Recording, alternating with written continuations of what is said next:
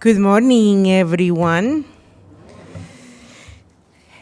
I had anxiety dreams last night that I showed up here and I had forgotten my sermon and I hadn't printed out and then I had to make up everything I was going to say to you. That's pretty much what's going to happen, but I did print it out.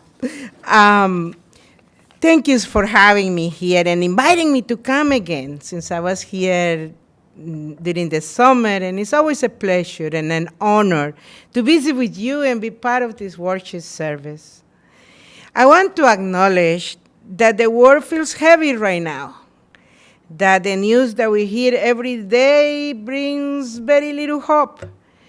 So my prayer is that in the next 15 minutes, I can give you a brief break from the outside world with this message. In this passage, we find Jesus again trying to explain what God is to his followers through stories and parables. I read in a Bible commentary that was customary for masters and wealthy people to entrust their possessions to their most closest servants. And so this story is telling us something that corresponds to the times. That's what was customary. Wealthy people will go on trips, but they will leave their possessions in the hands of their most trusted people. And this particular master, when he's distributing his possessions to his servants, he does according, what the scripture tells us, according to their abilities. He knows what to expect from them, and he trusts them. Otherwise, he will not leave the possessions, the talents with them. But this wealthy man doesn't give clear instructions to his servants on how to take care of the belongings. He leaves his possessions with no indications of what the expectations are when he returns. When I was telling this to my wife, she immediately says, "This is unfair. What kind of God is this?" But you have to know my wife is agnostic, and she loves poking holes in my sermons and teachings of Jesus. And she made this stall, by the way. So even though she's an agnostic and married to a pastor, she still makes my uniform.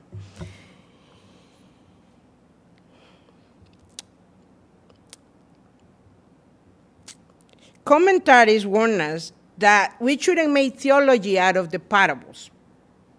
But hey, there is plenty misrepresentation and misinterpretation out there of the scriptures. So let us engage with this one. If this scripture is telling us that God is a God that entrusts in us their treasures, and that we are to be good stewards of those talents entrusted in us, those valuable possessions, and that God does it in accordance to our own abilities, then the problem might not be God. Maybe then the problem is who we think God is. I'm struck by the answer the servant gives to the master when he's giving his accounting. And he says, "I knew you were a hard man, harvesting where you have no sown, and gathering from where you have no scattered seed." So if the notion of the divine is that we are going to be punished for failing and risking, then we will not venture into exploring the possibilities of what if. I don't mean to blame us here, because I think our notion of the divine is formed at a very early stage in our lives, and sometimes the adults that teach us about God distort the image for us. I, for instance, grew up with a very fanatical Catholic grandmother. She was my primary caretaker because my mother used to work long hours as a nurse in El Salvador, as a single mom. So my grandmother, Mama Rosa, used to pray the rosary all day long. And what was surprising to me is that I knew she couldn't read and write, but she could rehearse, she could repeat the litanies in Latin. So I don't know how she knew this, but she knew Latin and could do the litanies after each rosary.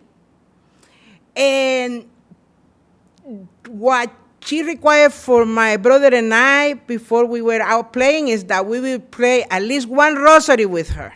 So my brother and I got to be experts on how to record praying. The Hail Marys will be done in half a second. It was great, and then we will go out playing. But she was always praying the rosary. And then she will feel that our apartment in El Salvador needed some cleansing, so she will go to each wall of the apartment and pray in front of the walls. She was obsessed with receiving God's forgiveness, and I never knew what was the big sin she had committed, but she was always praying, but praying in a way that gave her no peace. So I learned from her that God was very mad all the time. And that to appease this God, she had to pray all the time. And then I went from my fanatical Catholic grandmother to become a fanatical Baptist myself.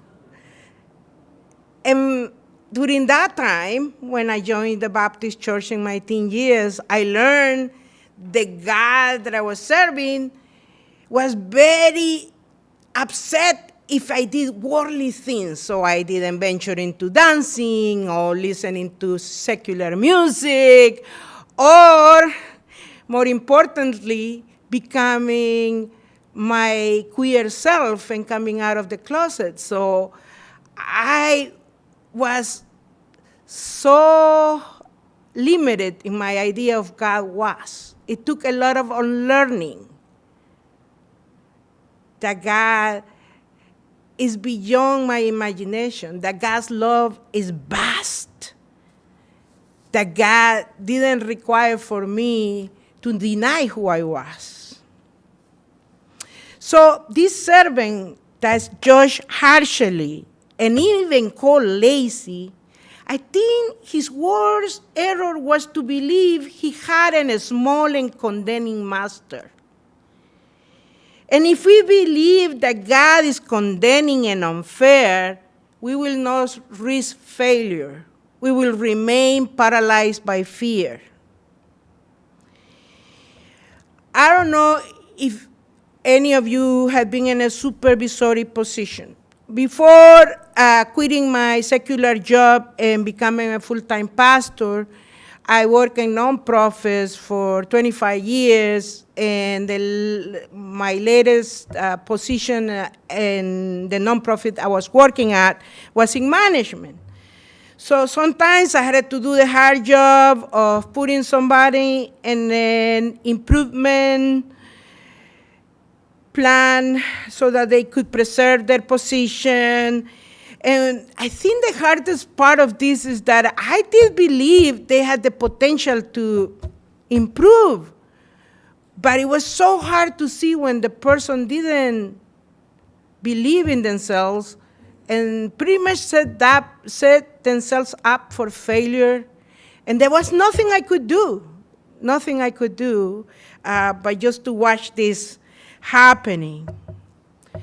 I believe God sees our potential for expansive lives. But we will have to take in the vision that God has for us. That is our job, to take in that vision for us. But I know that the job of believing in our own potential is a long life process of self-love in a society that is constantly telling us we are not enough.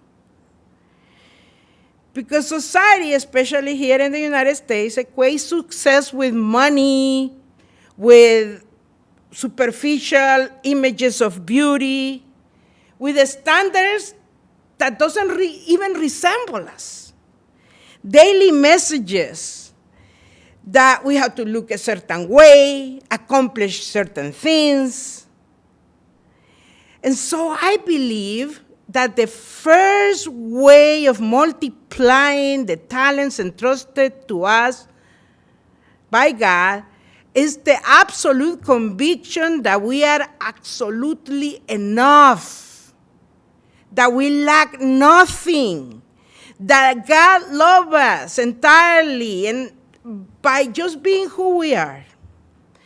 And what world we will have if people understood this, their own worth, and they weren't threatened by anybody else's success.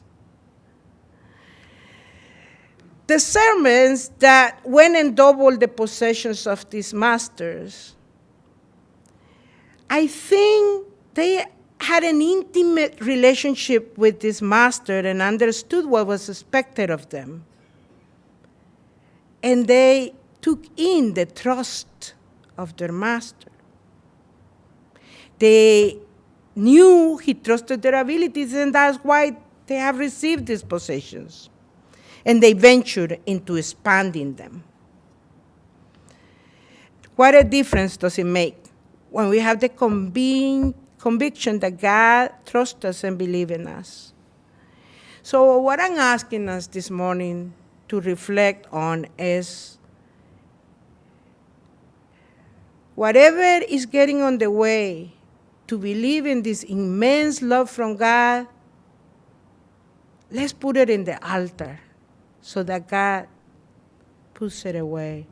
And asking us to wholeheartedly believe that God finds us enough for their grace. I'm not sure where you are in the process of finding a pastor. I know you want that, and you deserve that. But my siblings, I want you to dream big because we have a big God.